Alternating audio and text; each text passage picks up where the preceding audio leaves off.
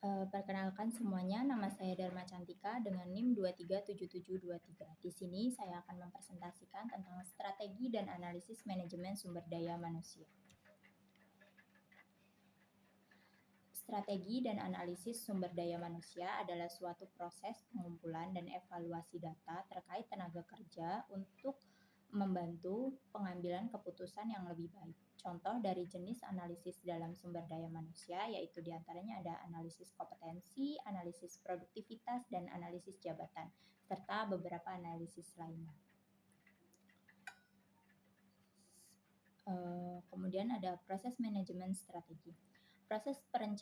Yang pertama itu ada proses perencanaan manajemen. Proses perencanaan manajerial dasar dimulai dari penetapan tujuan, membuat proyeksi perencanaan dasar, meninjau tindakan alternatif, mengevaluasi opsi yang terbaik, dan selanjutnya memilih dan melaksanakan rencana yang ditetapkan.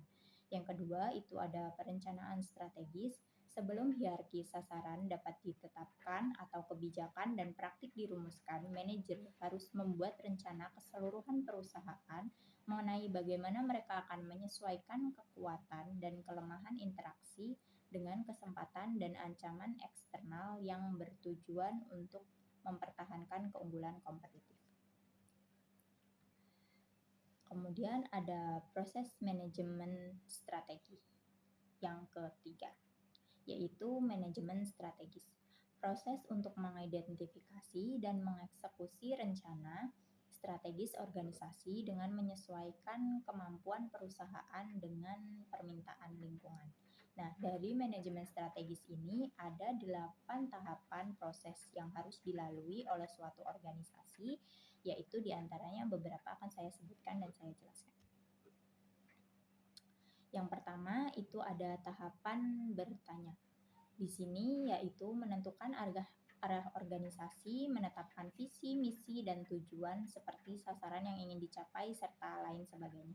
Yang kedua itu ada analisis lingkungan eksternal, yaitu menganalisis faktor eksternal yang mungkin saja bisa mengganggu kegiatan seperti tren ekonomi persaingan, teknologi, serta lain sebagainya.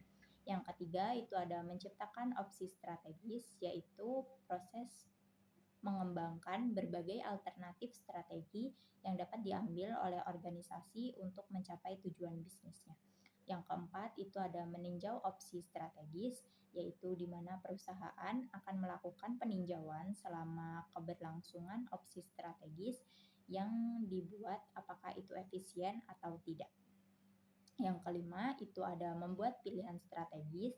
Setelah tinjauan perusahaan, nah, perusahaan akan tahu nih di mana opsi mana yang akan berguna dan bisa berjalan dengan baik, serta opsi mana yang tidak bisa diterapkan dan tidak bisa berjalan dengan baik untuk kemudian ditemukan opsi yang benar-benar bisa dipergunakan. Kemudian yang keenam itu ada menerjemahkan menjadi sasaran. Adalah proses mengubah visi, misi, dan strategi organisasi menjadi sasaran yang lebih konkret, terukur, dan dapat dilaksanakan. Tahapan ini memastikan bahwa strategi yang telah dirancang dapat diimplementasikan dengan baik oleh seluruh bagian organisasi.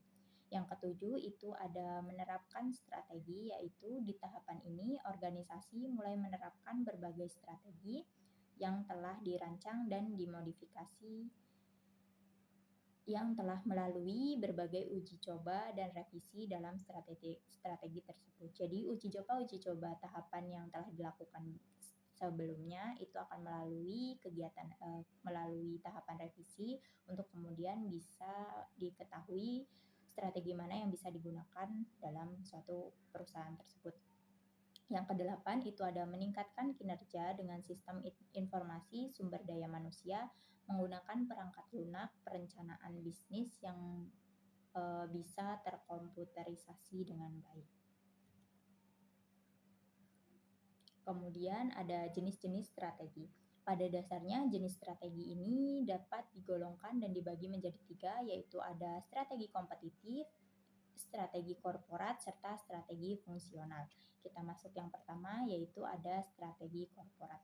Strategi korporat adalah suatu strategi yang mengidentifikasi portofolio bisnis yang secara total membentuk perusahaan dan cara bisnis-bisnis ini berhubungan satu sama lain.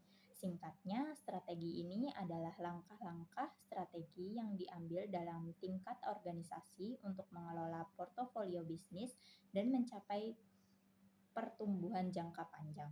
Dengan strategi korporat yang tepat, perusahaan dapat meningkatkan daya saing yang lebih maju. Kemudian ada strategi kompetitif. Strategi kompetitif adalah strategi yang mengidentifikasi cara membangun dan memperkuat posisi kompetitif jangka panjang unit bisnis dalam sebuah pasar. Keunggulan strategi ini yaitu semua faktor yang memungkinkan sebuah perusahaan untuk membedakan produk atau jasa dari meningkatkan pangsa pasar mereka. Kemudian yang terakhir atau yang ketiga itu ada strategi fungsional, adalah strategi yang mengidentifikasi apa yang harus dilakukan setiap departemen untuk membantu bisnis mencapai sasaran strategisnya. Kemudian ada manajemen sumber daya manusia strategis. Manajemen sumber daya manusia strategis adalah manajemen yang merumuskan dan melaksanakan kebijakan dan praktik sumber daya manusia yang menghasilkan kompetensi dan perilaku karyawan yang dibutuhkan perusahaan untuk mencapai sasaran-sasaran strategisnya tanpa terkendala hal-hal yang bisa mengacu kendala dalam sebuah perusahaan. Kemudian ada alat-alat manajemen sumber daya manusia strategis. Manajer menggunakan beberapa alat yang menerjemahkan sasaran strategis perusahaan ke dalam kebijakan dan praktik manajemen sumber daya manusia. Alat tersebut diantaranya yang pertama itu ada peta strategis. Peta strategis adalah sebuah alat perencanaan strategis yang memberikan gambaran besar mengenai bagaimana kinerja setiap departemen berkontribusi untuk mencapai sasaran strategis perusahaan secara keseluruhan.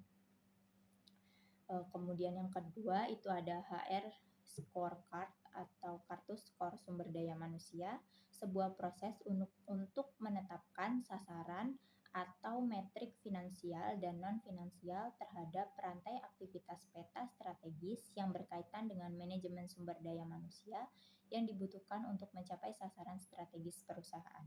Yang ketiga itu ada papan instrumen digital, yaitu digital dashboard. Ini memberi manajer grafik dan bagian dari atas meja dan juga gambaran terkomputerisasi mengenai di mana posisi perusahaan pada semua matriks dari kartu skor sumber daya manusia.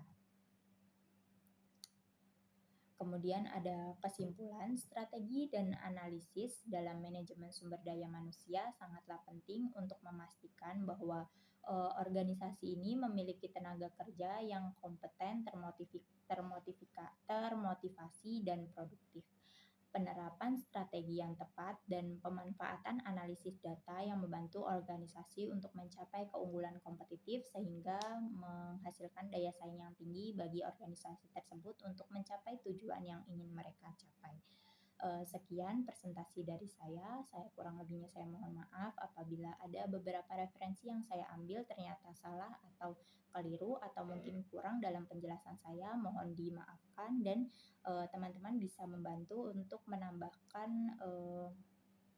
referensi-referensi yang bisa digunakan untuk belajar teman-teman yang lainnya. Sekian saya rasa cukup. Terima kasih telah menonton video ini. Wassalamualaikum warahmatullahi wabarakatuh.